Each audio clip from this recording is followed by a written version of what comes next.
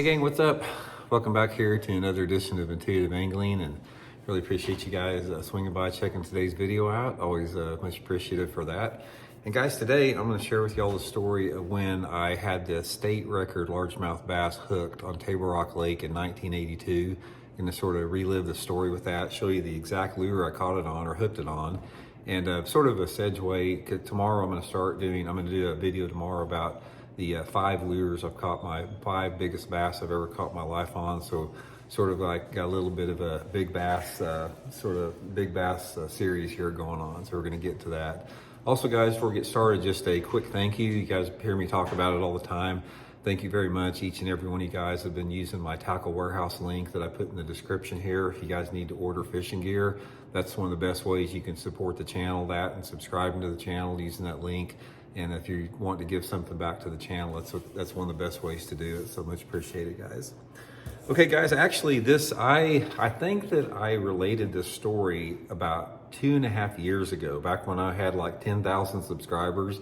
So there's been a ton of people that have joined the channel since then. And I sort of wanted to relive this because it was one of those definitely memorable experiences. And I'm getting a lot of requests from you guys about telling stories from back in the day. It seems like a lot of guys are, some of you guys really enjoy hearing that. So this is one for that. Now, I had a chance to, you guys hear me talk about Table Rock Lake a lot. I mean, I fished it since the 1960s with my dad. And when I was in high school, I got my first boat when I was a sophomore in high school. You guys hear me talk about it. I bought a leaking flat bottom boat at a rummage sale for $200 that I'd saved my money up for, and I found a 1967 9-horse motor, and that was my bass boat for like 4 or 5 years. So anyway, I had a chance to get in on the premium fishing at Table Rock back in the late 70s and early 80s, back before it got devastated from live scope and too many tournaments like it is today. Table Rock Lake is just a shadow of what it was back in early 80s and late 70s. And this is when that occurred. When this happened, this was March of 1982. It was early March. And there was a period of down there where Table Rock Lake was full of like submerged and standing cedar trees. Now this was like these big Ozark cedar trees. Some of them are like 30, 40, 50 feet tall, and they were all over the lake. And depending upon the lake level, sometimes you'd have just a little bit of the tree sticking out of the water. Sometimes you'd have 10 or 15 feet of it sticking out of the water, and these gnarly limbs everywhere. So there were, thousands of these trees all over Table Rock Lake. And there was a period from about 1978 to about 1983 or 84 where the locals down there, including myself, got on this deal with the Spoonbill Rebel. This was like one of the original jerkbaits here. And what we do is we'd weight these things like with the suspend strips, or back then we used solder. Back then it was so much different. We just took solder and wrapped it around the hooks just to weight it where it would suspend. And we'd throw them next to those cedar trees down there in the pre-spawn, and you throw it out there and you reel it down next to the cedar tree and you just leave it. You wouldn't move it. Sometimes guys would leave it for like a minute or two, and all of a sudden your line would just twitch like that, and you set the hook, and it was always a big one. And there was a period during that 4 or 5 year period down there, if you went down there in February or March or early April, and if you did not catch a 7 to 9 pound bass, it was an exception to the rule. You always caught big ones down there. So anyway, this particular day I was out there with one of my buddies from high school. We were fishing out there. His name's Terry Fitzgerald. Terry was on me with this trip. And we were going down there to fish Spoonbill Rebels because it was like in the middle of Rebel season. And I remember the day perfectly, guys. It was a early March day. I don't even think I had a water temperature gauge on my boat, but I'm guessing the water temperatures were probably in the 40s at that time there. It was sort of a cloudy day, I can't remember, maybe it was misty rain or something, but I think it was just cloudy, just a light breeze, like a light ripple on the water.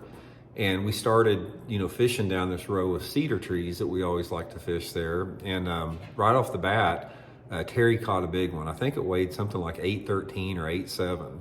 And then I caught another one, about a 6 pounder, and about, 2 or 3 minutes later is when this happened. I was talking about, we were working this row of cedars, and I was coming out to this main lake point there, a bluff point there on Table Rock Lake. And like I said, Terry caught that one almost 9, and I caught a 6.